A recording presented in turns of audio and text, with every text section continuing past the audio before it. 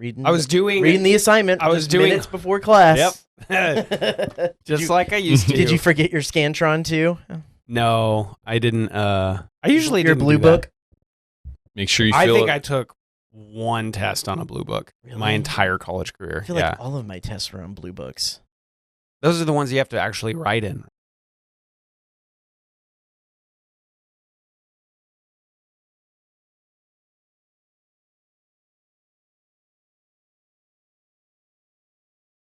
What's going on, everyone? This is the Aggie Gameday Extra Podcast. I'm KBTX senior Texas A&M sportswriter. I forgot my title. I was actually thinking about. You were staring at yourself in the microphone, and you thought, "Oh boy." Yeah, There it I goes. was thinking about putting my little graphic down here, and then I forgot Yes. what I was talking about. So that's me.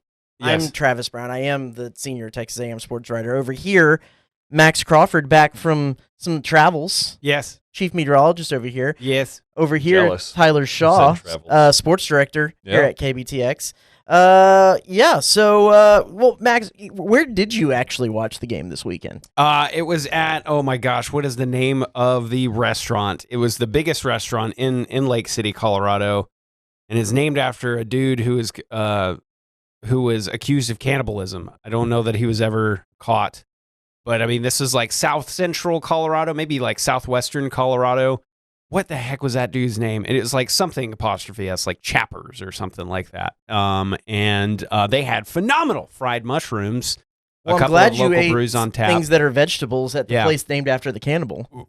Right, yeah, because you don't know. You don't know. Yes. Sweeney Todd's. Inside, inside the bar, they had the game on. Outside, they did not have any TVs, which I respect. I'm not knocking that, especially because in Colorado, there's a whole other hazard with just how the weather is and stuff. So we did some tablet watching for the first half, and in that state that I was in, it was probably fine.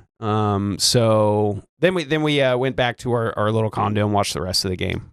Gotcha. But it was a great time. Beautiful little spot nestled in the mountains of Colorado. The A&M game was featured on Bad Beats. Yes, it And was. you were one of those. I was. And But okay, we get a text, and Okay. he's like all disgruntled about how that Like, last what? What's the touchdown problem? and we're like, well, how much did you lose? I believe it was $2. I think I put $2 on Okay, the game. good. Yeah, I'm So glad. A loss is a loss, though. Yeah, exactly. Because I think I would have won. I don't know. Like the odds for us to cover were pretty decent. I think I would have won like $4 or something. Maybe I would have won 2. I don't remember. Anyway, in Colorado, you can sports gamble, and it's a good thing that you can in Texas. This is not a political statement by any stretch, but it's good for me that I can't do that in the state of Texas, because I was like putting $1, $2, $3, and there would be occasionally something I'd be so sure of that I would put $10 on. Did you do like a 7-game parlay? I did, and all of them hit except for the 7th leg, which I had Colorado money line, because I had Georgia Tech covering in a separate bet, and I was so sure that they would, and I was right. So I won back all that I would have won on the parlay. there you go. Anyway, so we were watching the game, and I think there was a minute left on the clock. It was after the 2-minute warning, but they were kind of driving, and I think they converted on a 4th down, or maybe the long bomb was a 4th down pass. I don't remember exactly what it was, but a couple of plays before, I was like, okay, this is over. The clock's going to run out and stuff like that. I didn't notice that Traylor had called a timeout. He did, and I think the very next play was that long bomb. And I had been bragging so much about how I had us covering, and I'm pretty sure that the final score without that touchdown might have been either yours, Tyler, or my prediction, score for score. No, because you had UTSA in the 20s. Yeah, and you had Tyler them and at I like both had them 28. in the teens. Oh, So maybe the Yeah. final score Yeah. was closer to what you had. I think you had picked, us in I the picked 30s, UTSA's final score. but you didn't pick A&M's because you didn't have us in the 40s. EJ Smith touchdown. If it hadn't scored that in UTSA scores, I would have hit it right. Okay, on. so I mean we're sitting Yeah. in the same boat. Yeah. But anyway, Both of them kind of inflated yeah. our picks. Yes. Yeah, on both exactly. sides. And so I'm sitting there like, man, that is just horrible. And then you showed the SVP clip where SVP had UTSA covering, so he was a lot more excited. He was just as excitable and enthusiastic about the call as I was, but he was happy and I was angry. Yes, you were about that lost $2. But yeah, many other people must have bet on that or at least understood what was happening, because all I did, no additional context after that touchdown, was tweet, "I'm never sports betting again," and it got like 25 likes. So people had to know what was happening Sports there. betting is just, if you can avoid it instead. I mean, I get how addicting that can be. And it's a good thing I didn't put any money down this week, because I did, with no money on the line, just in the Eagles prog picks. I'm pretty sure I'm dead to second to last, or the words I did really bad. The words that I used, I guess, right before it happened was, "It's over, we won." And so then that happened. And so the rest of the weekend, just any chance there was to bring that quote back up, "It's over, we won," my friends took the opportunity. There's just so many people in this world that enjoy finding whatever little bit of misery that they can just pull back into your life and poke it with a stick. Yeah. Yeah. Well, the other, everybody was, maybe not everybody. I feel like everybody was a winner in Kyle Field on Saturday by seeing the new LED light shows. Tyler, you were around. I was around. What did you think? I loved it, and I was ready, because we knew. I mean, the LED lights were a thing from the start. We kind of saw a little bit in the intro and their introductions, even though at that point the sun hadn't set, so you don't really get the full effect. I knew that the turn from the third quarter to the fourth quarter, that was going to be it, and that's when kind of the big show happened. So I'm sitting there, getting my wide angle of my camera down on the field, pointed right at the lights. I'm just waiting for it and ready, and I was pleased with kind of how it all worked out. It was not too far towards the way South Carolina does their light shows, where it just seems like a rave the entire night, and you're wondering, when are we going to be able to actually see again? I thought it was just the right amount of kind of a little fun show, without overdoing it, and I thought it was great. It's disappointing that we might only get this once more this season. Right. The only thing they went them off on there was always some level of white light. You didn't get that like rough thump. It was crazy. Right, it only happened once. Yeah. This was the run out. The first clip was the fourth quarter. The second. Before they had when they're yelled, they created. See, that is cool. See, that's how you make it work. Is you actually make it your own, I guess, is the way that I was trying to express myself there. But yeah, I think in a couple of the November games, depending on the flex situation with the timing, we might be able to do it again. Obviously, we'll be able to do it for Mississippi State, and I'd have to look at the home schedule and the predetermined times and stuff too. But I don't know. So it'll come in handy eventually. Overall, sure. I saw there were some next people year hosting Texas. Obviously, that's going to be a great. Surely. I saw there were some people on the Twitters, on the online forums that were saying makes Kyle Field just like every other stadium out there. I think that's dumb. I think it looks really cool. I agree with you with the general Old Army takes, which I have a couple of Old Army takes, but most of that has to do with people being on their phones, and much less to do with the stadium experience in general. But also, if other stadiums are doing something that's cool, is that a bad thing? No. Incorporate no. that? And I think if nothing else, I think this brings your attention back to what's happening on the field. So, yeah, I say I'm all for it. Yep. It was good. If you want to be different, you can make bad upgrades to make you different. But right. I don't think this is a bad thing. I don't know. Yeah, I don't know, and the music, last year there was a lot made of the Mo Bamba back to backs, how that usually did. The one time they did play Mo Bamba, that was a converted third down. It was a big play. It did not work. So we'll see if that gets brought back this year. Yeah, I think it'll definitely be brought back. I think it'll be used sparingly and in the right context and situation. Right there, you go. Well, let's get right into the headlines from this week. Let's start with Dalton Brooks. He is set to return for Utah State. Asked Mike Elko. He was in, as you can see here, he was in street clothes or no pads on the sidelines for the UTSA game. No confirmation of why he was out, but he will be available, and that's a good thing for the defensive secondary. Yeah. The secondary, I thought, showed improvement from what we saw last year. So the secondary played really well, I thought, the season opener.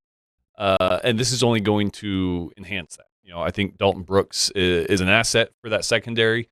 He's got the speed and kind of that, run to the ball kind of mentality. So I think it's only going to help him having him out there healthy, and it'll be interesting to see how he kind of rotates in there with Will Lee and Tyreek Chappelle and Des Ricks.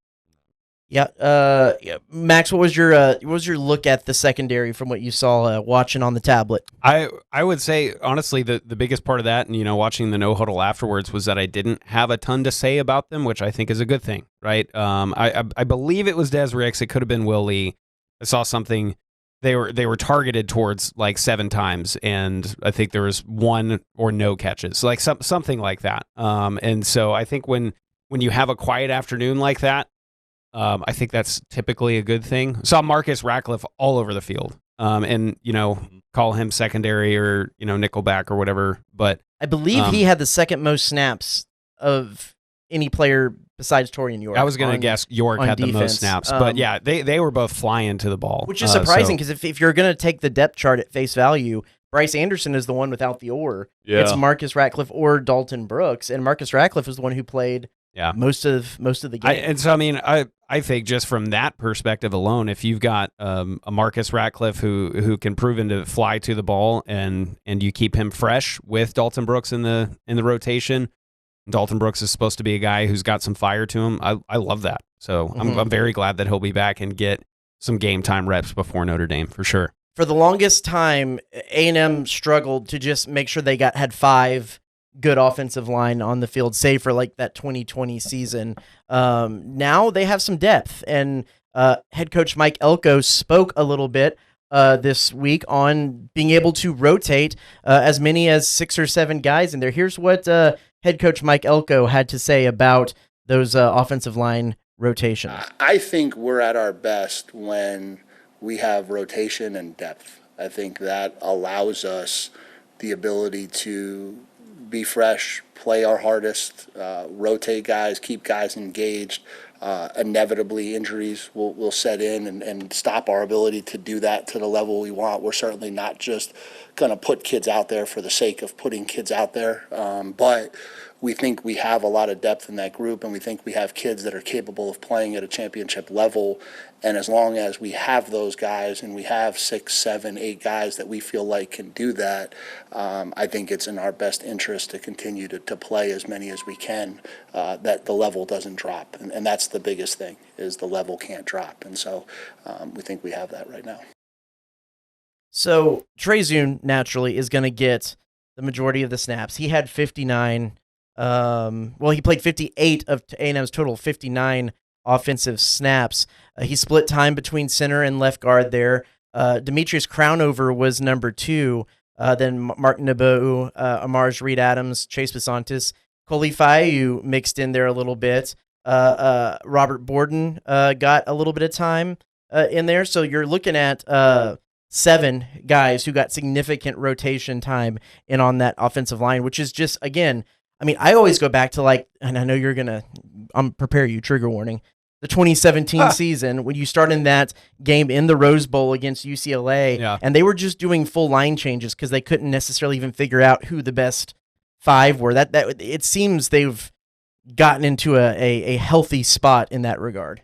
I mean, it's almost the complete opposite, right? Or rather that you're rotating it for the complete opposite reason. Not that you're so unsure about how things are going to go with the O-line, but that you have confidence if you move somebody around, they're still going to know their assignments. They're still going to have the proper footwork. They're still going to be able to snap the ball and take their steps as they do it. And so I think, to me, that's why it's a little bit shocking in a good way, because I think the tried and true method of offensive linemen, more than any other position on the field besides like quarterback, is you don't want any rotation. You don't want anything that is not just flat out 100% consistency on the line. You want the same 5 guys from left to right to be on every single snap if you can. But if you can rotate with confidence and there's no drop off, and you can get a couple of guys a breather, especially if you're trying to do a couple of longer drives and things like that, I mean, I think that's amazing. I think that speaks to the confidence that the coaching staff has in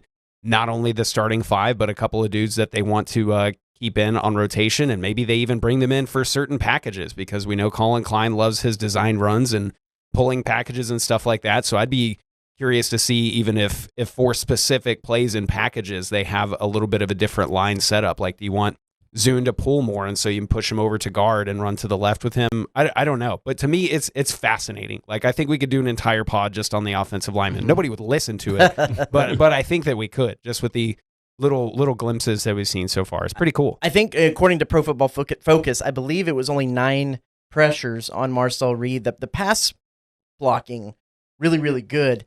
The run blocking, run game, a little interesting. How would you kind of rate how they did and with this rotation? Yeah, well, with the rotation, I think is fine. What they're going to have to get used to with the run game is, again, we talked about this, how Le'Veon Moss wasn't in for a complete game and probably is kind of getting eased into his rotation. So when they kind of figure out more their rotation at running back and really getting the run game going earlier, they didn't really need the run game to get going in a game like this. But I think that will work itself out. With the rotations, we're talking about this. It's a long season, and I think this is great that we're seeing this in week 1. If you're the Aggies, because obviously you don't want to see any injuries, but barring anything happening, you've got guys you can kind of plug in there. I mean, Ruben Fothery's not even in this mix yet. He's still a few weeks away from getting back. That just adds another depth piece to your offensive line.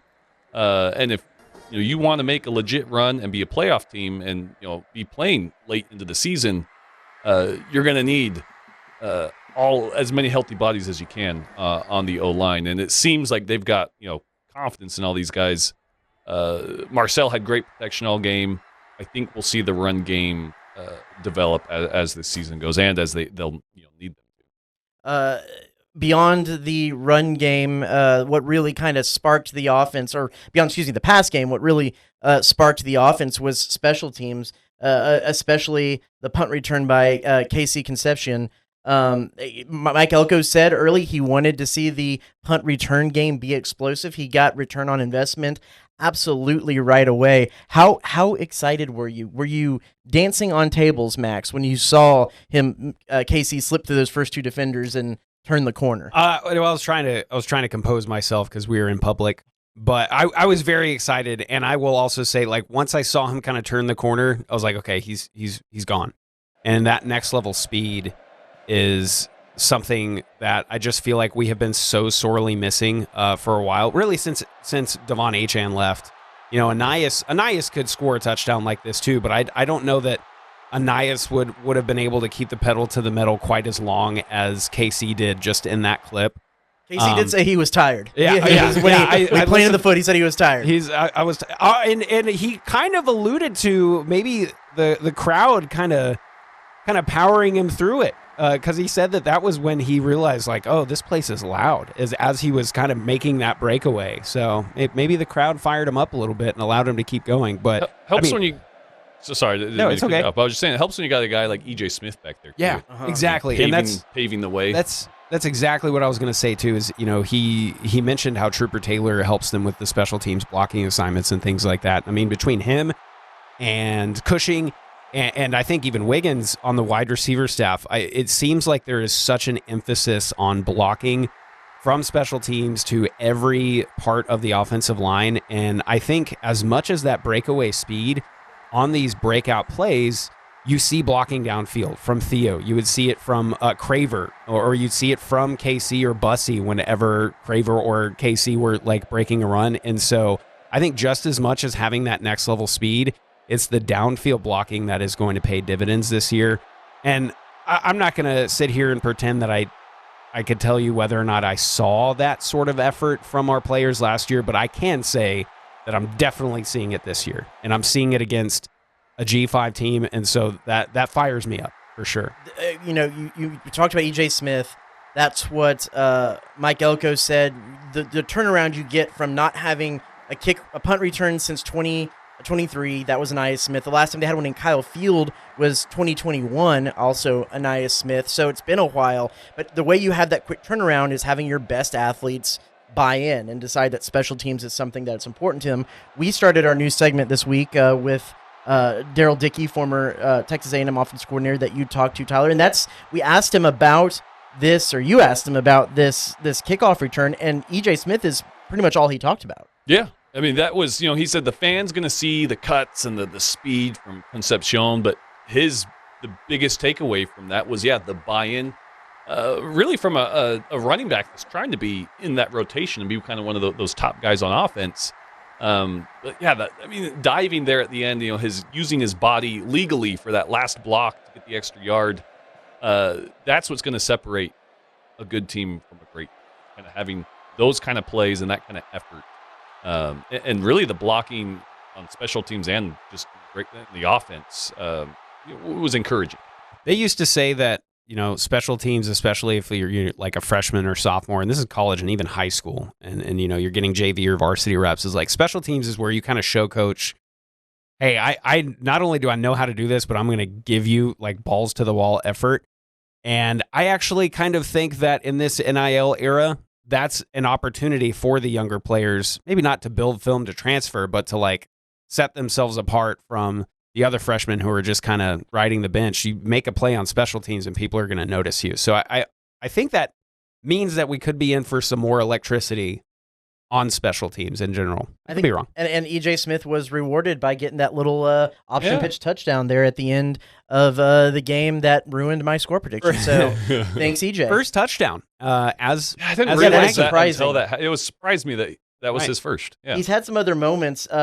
He carried. He kind of got the first down that sealed the Florida game, which was kind of special, with his dad being there, being a Gator and everything like that. But yeah, in there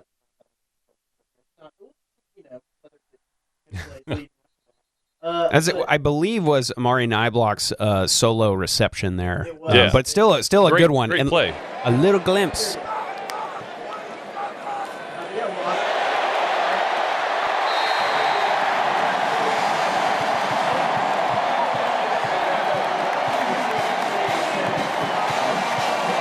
Their part. So let's go back to the headlines here. The special teams provided a part, and then we'll shift over to soccer.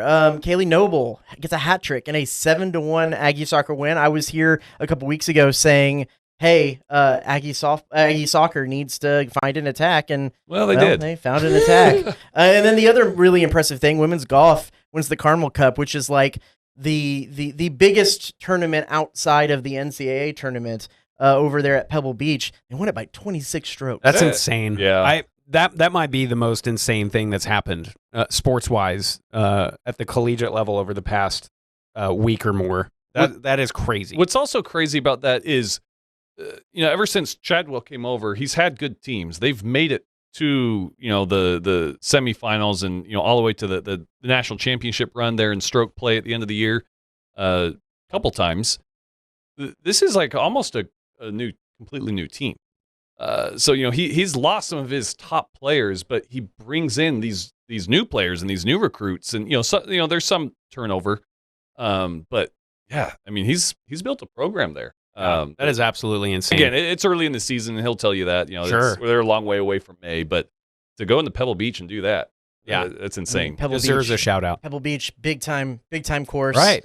And not an easy one. Over 40 years ago, my parents started C&J Barbecue, and today we continue to honor Dad's legacy with the best barbecue in the Brazos Valley. With locations on Harvey Road, Southwest Parkway, and our newest location on William Joe Bryan, we carry on our family tradition of serving up award-winning barbecue, sides, and desserts. We also offer delivery, catering, as well as custom menus and private chef services. Come visit us today for some of the best barbecue around. C&J Barbecue. The C is for Chip, the J is for Joe, and the barbecue is for you. Well, let's get into the important thing for this week. That is the matchup.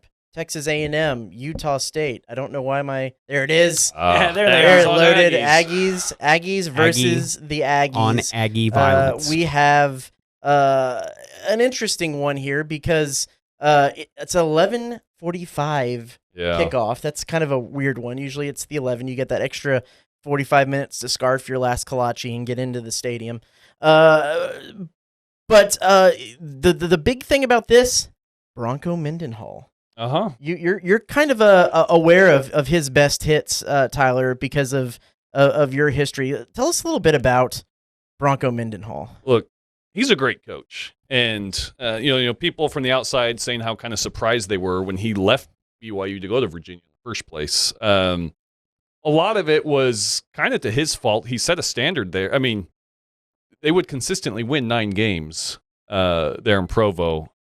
But I guess that was the problem, is you kept seeing those 9-win seasons, and then he could tell fans were getting to that point like, okay, kind of like a Bo Pelini situation. Yeah, when do we get 11? When are we? Yeah, and this was before the college football playoff. So I mean, you basically had to have a perfect season to get a chance to play for a national championship. And you weren't probably even going to get to play for a national championship in the BCS era from Boise. You're really playing for a BCS bowl game. Right. You're playing for a BCS bowl game. Well, and then so that was the Mountain West days. But then when they moved to Independence, they had the opponents on there that if they went undefeated, they played enough good Power 5 teams, they would have been in. But yeah, they just never made it over that hump. Even though that probably should have never been the expectations to begin with. But Bronco Mendenhall exceeded those expectations, kind of set that standard. His offenses can be fun. Now this, I will say, I think Utah State is a much easier opponent than UTSA was. I just don't think they're that good of a team.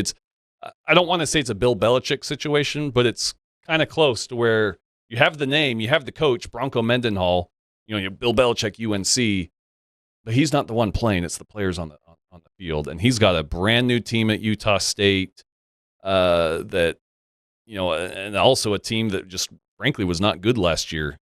So there's a lot of unknowns with them, which I guess scouting wise is probably a headache for A&M's coaches. They don't exactly know what their defense looks like, but I just don't think they have the personnel that even UTSA had. And Elko said in his presser that he thinks the 2 best skill players on the team are the 2 running backs that they have. One, I believe, is a New Mexico transfer, and maybe a BYU. One's BYU. Yeah. And Bronco Mendenhall had some great running backs in his time at BYU. So, I mean, sure, maybe they have. Right, and honestly, if there is a game like this where it's an assumption that it's going to be a W, which I don't think is a crazy assumption, right? 25-point spread, something similar to what we saw with UTSA. But I love the fact that we're trotting out 2 good running backs, right? It's another chance to polish up. Now, obviously, these people are not Love and Price that we're going to face at Notre Dame, but it's better than more scout team competition, right? And so it's more live reps against some talented running backs. Miles Davis being one of them. He's the one who did transfer in from BYU. Yeah. What's your scout on Miles? He of course 12 carries, 88 yards, 1 touchdown last week in their win over UTEP. Yeah, I mean he's twitchy and he's capable. I'm not gonna lie, I don't think the offensive line is going to really pave too much of holes for him. But he's one of those guys that can make you miss, and he'll have his moments. He might, especially in true A&M's defense fashion, like we saw last week, we might see a break for 50 yards or so. But other than that, I think A&M's going to have kind of a easy enough time keeping them at bay. But he is the guy to watch. Yeah. But that's probably makes it easier because A&M had a lot to deal with on offense with UTSA. They had that quarterback and they had, McCowan, and they had a lot of weapons on the outside. They're probably going to be able to stack the box a little bit more with Utah State to kind of slow them down. Maybe that's the game plan for Notre Dame too. I honestly don't really know. I need to go back and fully watch all of Notre Dame and Miami instead of just the highlights. But it was a pretty low scoring affair. And so maybe you do get a little bit of, hey, we're going to stack the box and kind of run a similar plan to what we would do against Notre Dame. I don't know. Defensive coordination is not my strong suit. Well, So the Notre Dame one too, and we're going to get into that probably a lot more next week. That was a confusing one because they do have maybe the best running back in the country.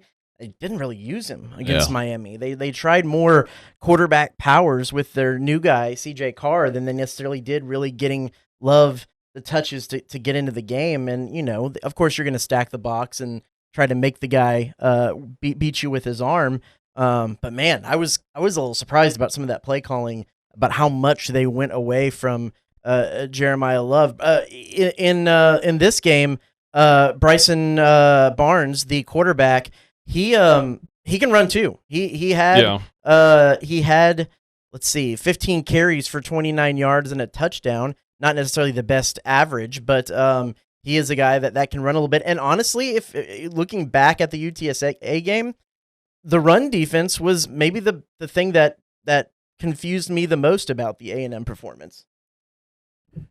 why did it confuse you? I thought the potentially coming in with more experienced guys, the linebackers being guys that have been around for a while. Even the guys who are on the defensive line, say for Tyler O'Neam, how do I say that? Would have a little bit, those misfit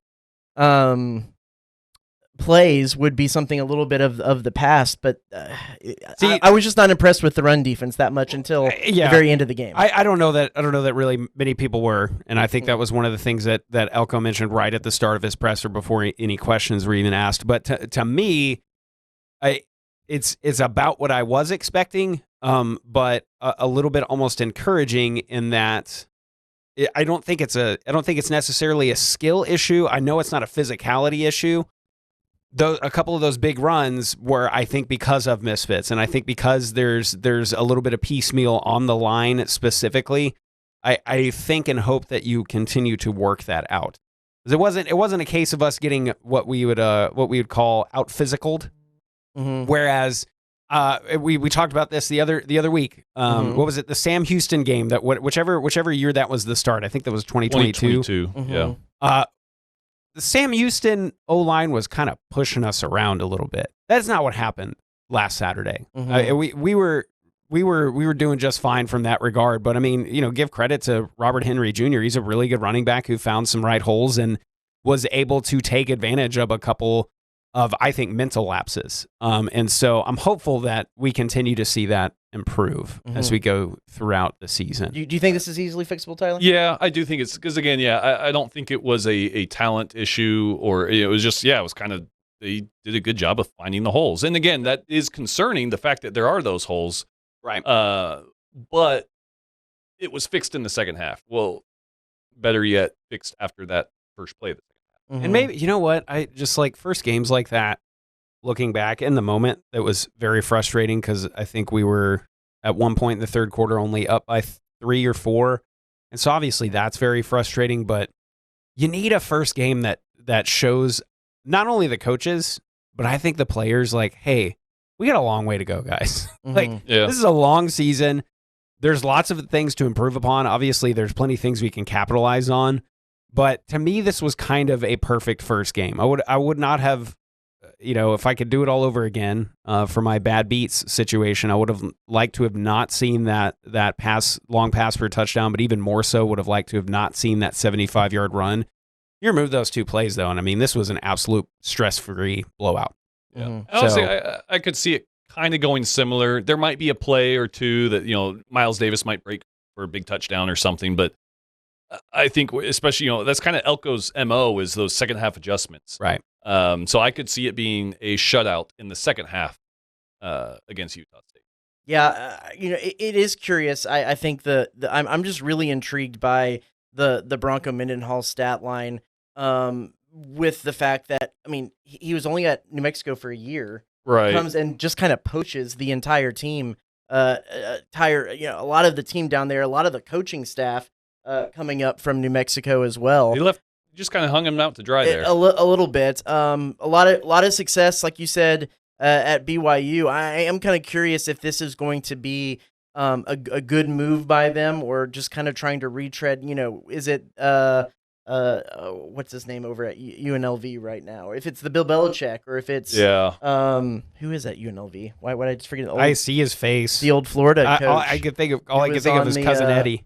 His cousin Eddie from Christmas Vacation. Yeah, Dan Mullen. Dan Mullen. There you go. Dan Mr. Mullen Nike shoes over there. Yeah. So yeah, I don't know. I'm curious to see what this experiment is like. Yeah, for them. I could see it eventually being a good thing, but it's the first year, and you put it up there, 41 new players. I mean, it's just too much turnover and too little time. I mean, Sam Houston, a team close to us, is going through the same thing right now, and they look rough right now. Yeah. And I think this is going to kind of be similar to Utah State. They'll have their moments this year. That's a good comp because Utah State is a team that wins football games historically. I think I read it was they've 11 of the last 12 years they've gone to a bowl game. Sam Houston has had a history of winning, but a lot of turnover. You gotta, and I don't know, maybe in the new era of the transfer portal and NIL and rev sharing, can these teams that have historically been good at the mid-major level, can you maintain that level of success? Yeah, they do have talent. No, you talked about, their quarterback is coming from Utah. You have Miles Davis coming from BYU, so they've got some decent transfers in there. I just question, the entire team of, how it all fits. But yeah, they do have talent, at least coming out of the portal. I like the comps with Sam, and I think both of these are hires that the powers that be made, saying in this era of uncertainty, we want not necessarily a household name. Well, in Utah, certainly a household name, but we want some assurance of longevity. So this was not necessarily a win now hire, although I feel like he probably could. I think this is the hire for the future that they made, assuming that this guy is probably going to try to retire there, right? Mm-hmm. And so in an inconsistent world where you've got portal players all over the place, like, you can sell a kid in Utah on like, hey, this dude is here and he's going to be here and he is going to put you in the right position to succeed. Might not be this year, but I think that was the idea they had behind the hiring. Is maybe you do something weird in non-conference and steal a game or two, but I think at least for the first season or two, I mean, you're just trying to get back into conference play and win those games. Before we get to our thoughts and predictions on this game, the one other thing this week, A&M remains at 19 in the AP poll. Yeah. What do we think about remaining at 19 after a win against a non-cover win against UTSA? It's about where they should be. They didn't do enough they need to jump in the polls. I mean, you did what you're supposed to. You beat UTSA, and actually, you didn't cover. But yeah, I have no gripes with it. I'm fine with staying there. I don't specifically either. I don't know. I look at Kansas State having lost, and then I look at Florida State jumping from unranked to in the teens and things like that, and I go kind of, But other than that, we are where we're going to be, and we may, I would say, go up to 17 next week, assuming something odd happens ahead of us. But I mean, I really think that the pollers are waiting, like, okay, let's see what they do against Notre Dame. And Notre Dame kept their top 10 ranking, I believe, as well.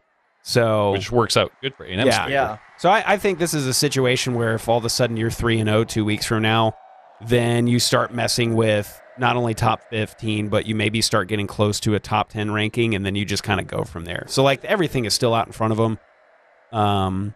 Yeah, you wouldn't expect much movement from... I think even if we blew them out, I don't know that we would have moved up much. But I don't think so either. And I mean, UTSA is a good team. I think they're going to have a pretty good record. Yeah, and I mean, this since year. Boise got just absolutely demolished, you start opening up a world of possibilities for these G5 teams. And if you're UTSA, the way they finished last season, the way they performed against A&M, could they be one of the dark horse playoff contenders? I think it's absolutely a possibility in the American Conference. I mean, you've got Memphis and you've got Tulane, so you're going to get your games to prove your worth. So I think they could end up being a ranked team at the end of the season. Tulane in South Florida, who goes to Florida this week, it might be your big. I don't think A&M, even with a commanding win over Utah State this week, is going to move up all that much because of they're just not a great slate. What even? Week. Yeah, I was going to say, what even is the big matchup this week? Is it USF at Florida? Is that one of the biggest ones? Because I feel like historically you've got 1 or 2 week 0 games worth watching, and then you've got a handful of week 1 games, and then all of a sudden everybody in week 2 is kind of back to business as usual and playing their usual. I mean, You got Iowa State, Ooh, Cy- you've got the Cy- game. Cy-Hawk. Baylor, SMU. That might be kind of good. Um, Yeah, we're just kind of scrolling through. Oklahoma State and Oregon, not so much because Oklahoma State looks to have lost their starting QB. Michigan, so- Oklahoma is probably yeah, the Michigan. biggest. Oh, that's where game day is. Arizona Yeah. State. Okay. Michigan, Oklahoma could be good. Arizona State, Mississippi State might be a sneaky good game just to see what. Mississippi State's Oregon, made of, Oregon, yeah. Oklahoma State potentially. I don't know if Oklahoma State has Yeah, a whole ton. They don't have the but firepower, especially with their quarterback out right now. I don't think that's going to be a very pretty game. For Other than that, the it's Poke it's a pretty docile. Illinois they- Duke might be sneaky good. Maybe Is that an 11 o'clock kick? A sleepy 11 o'clock kick. Yeah. Unless there's crazy things that happen, yeah, they could blow out Utah State, and they'll probably Yeah. stake. I mean, Florida They are. State, East Texas A&M What- up there. Woo. Yeah. What, could there be a hangover game for them? And boys from Commerce can play football. There you go. Hey, UTSA Texas State is this week. Yes. So you're talking about good. That's a in-state- good game. Is that Yeah. one on TV? Please tell me that's not ESPN Plus. We got to find out. Yeah, go to the so you can do American Conference. The American. Texas State, the Pac-12 team of the future. ESPN Oh, Plus, it's on the 2:30. Plus. Boo. Man, Yeah. that's a bummer. Is that in the Alamo? Yeah, that's in the Alamo. Yeah, that's remember they gonna opened be, Yeah, up that's the the second- one. yeah. It's a big So, deal. Uh-huh. Pulled back the curtain. Well, game. I will watch for highlights because I bet that'll be a chippy game. For I think sure. it will Yeah. very much be a I love. chippy game. I'm calling it the mini Lone Star Showdown. I like It's it. awesome. Yeah. So what do we think for this Utah State game? The latest spread that we have on this one is Was it like 25 and a half or something like that? It's 31 and a half 31 Oh, and a now. half. wow. That has changed. Does A&M cover? I think so. I think we hang 50. Not that I would be disappointed if we didn't, but I would like for us to score 50 points. Yes, I thought they would not cover against UTSA. They did not. I do think they cover against Utah State. I'm thinking 48-10. Yeah, I think they cover as well. What is the thing that you want to see the most? What is the thing out of A&M since there isn't going to necessarily be a close game? Yeah. What is the thing you want to see them work on, improve, showcase again before going into Notre Dame next week? I think number one, and then there's a pretty big drop off after that, is I just want to see some sort of improvement in the running game. Like obviously I think we're going to get our TFLs and things like that, but on the plays where maybe there's a little bit of a mismatch or a misfit or like a good cut from the running back, I want that to be a 7-yard gain and not a 75-yard gain, right? So I want to see a little bit of improvement there. And some continued special team success would be good, but I want to reestablish the running game, the continued explosivity. All of those things would be nice. But yeah, I didn't get to go to the game last week, so I'm just kind of I'm going this week, and I'm just excited to see some Aggie football. Do we have a forecast? Right now, it this? looks very hot and stagnant in there. Love It that. is going to be real. Like depending on when you're listening to this. Wednesday night into Thursday is going to be beautiful, and then it's just going to be really, really hot and humid all the way into the weekend. There's some tropics stuff that we're watching. I think that's going to bring us rain at the end of the weekend, but right now Saturday looks pretty good. Last week y'all had a little bit of a breeze, and it was kind of nice for a large portion of the game. That ain't going to happen this week. It is going to be quite still, and it is going to be very hot. So Saturday was probably my most pleasant season opener that I've Yeah. had since I've been here. Yeah. There were times where it got a little muggy and I was a little sweaty, but yeah, that breeze came in and I was just like, this is not the so first bad. game of the, this is August 30th. This Yeah. is the first game of the And season. almost It felt always, great. if you get a pleasant opening day, which doesn't happen a lot, the next week is going to be Brutal. and that is Balmy. exactly what this week is going to be. 11:45 kick. Yeah. Yeah, for sure. Tyler, what do you want to see? Kind of echoing off Max, you talked about the run defense. Yeah, the run game. I want to see Le'Veon Moss, his progression coming back from injury. Does he see more comfortable? Do they get the run game going early? Are they able to kind of sustain drives on the ground? We already saw what those new receivers are able to do. I want to see the run game. Yeah, run defense for me. Like I said earlier, I want to see them be able to kind of just really not have communication issues, scheming issues be a reason why big explosive plays are made on the ground, because this is going to be if there's going to be any test that Utah State provides A&M, it's going to be in the run game and stopping the run game. So I think that's not only a key to the game, but a key to A&M moving forward, because this is actually kind of a good scout for Notre Dame the next week for just kind of how the offense is going to be built. So yeah, I think that's it.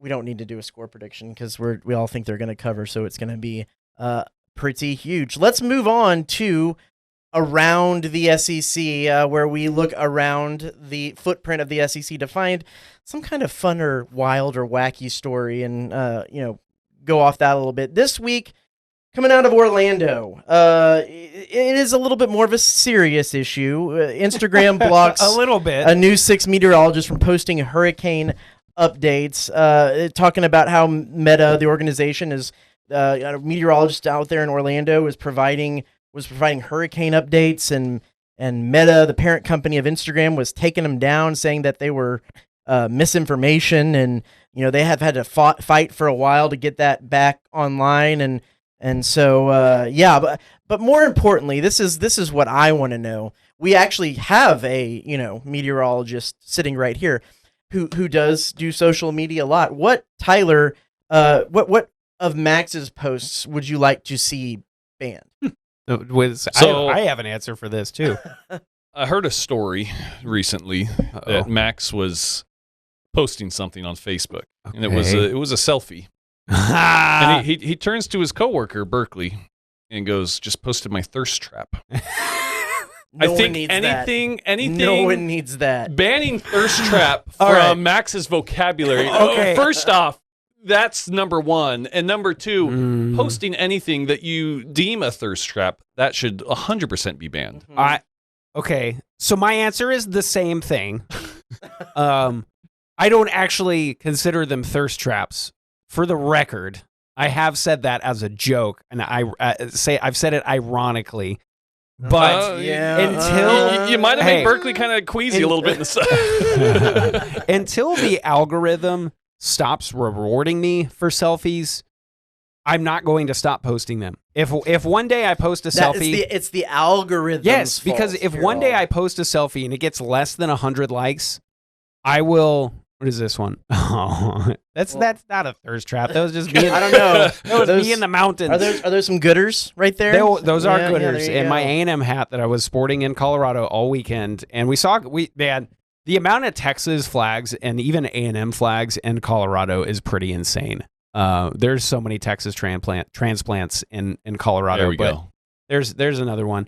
Until they stop getting really good engagement, I'm not going to stop posting them. Like if my numbers are not doing great one week, that's usually why I'm posting them. So if you see them on Facebook and you hate them, don't interact with them. You're just looking for excuses to put his face on. It is a delicate art of trying to get noticed on social media, and I am not above posting a selfie every now and then. I do enjoy, our weather team here at KBTX is very good at the socials. Yeah. Not mostly just talking about Kaylee and Burke and Cassidy. Right. That's fine. But I do enjoy when they make fun of Max. Yeah, that's good content. That is great content. Yeah, happy to do that too. What would you ban me from, Travis? Well, I think I'll start off with what I want more of, and that is your conquer the week, conquer your Friday post of the kiddos. Yes, I know. The kiddos are good. That's what we need more. I think actually we just need less of you and more of the kiddos. Right. I try to balance that as well as I can with it being a story, so not a permanent post,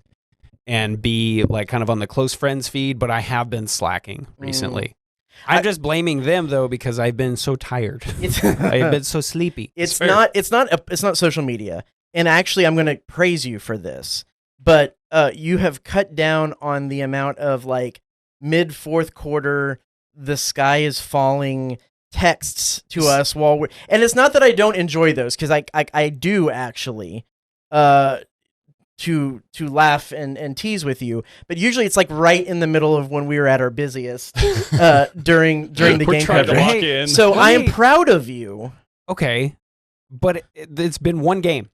It's been one game. Fair. That's it's a long season. Has just wait till started. Notre Dame. Yeah. But even at the end of last season. Now, Notre Dame. Even at the end of last season. Yeah. Well, thank you. It's something I'm working on. It really is. Just to do that less. But I happen to think, and we'll talk much more about this next week, especially having lost to Miami, I'm a little more like, oh, this could be it. And if y'all look back at my predictions, one of my only 2 losses was Notre Dame, and still I'm not like chalking this up as a loss already, anything like that. But I am still, at least right now, mental state, I'm approaching this with very reasonable expectations.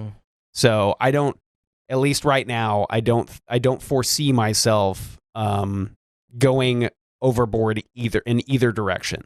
I think especially since they already got the loss, if we beat them, well, that's their second loss now, so maybe they're not that great. And then if we lose to them, I was kind of expecting that. So that's where I'm sitting with that. Hopefully, I'm sure a week from now it'll be different. We will have so much time to talk about that. Until then, as you see the message on the screen here, just be sure to block your local meteorologist on social media. Please do. But also... And then go to C&J Barbecue and eat some food. There you go. And also come back here next week because we'll talk a little bit more about that Notre Dame game and recap what happened against Utah State. Be sure to check KBTX.com, get the KBTX Sports app for that. You're definitely going to want to download the KBTX Weather app this week so you know what's going to be going on for that game time, and check out these guys on all the broadcasts this week leading up to that Utah State game. Also, Aggie Game Day. Yep. Saturday morning. Tune in. We'll be setting the stage for that game as well. So for Max Crawford and Tyler Shaw, I'm Travis Brown. This is the Aggie Game Day Extra Podcast. We'll see you next week.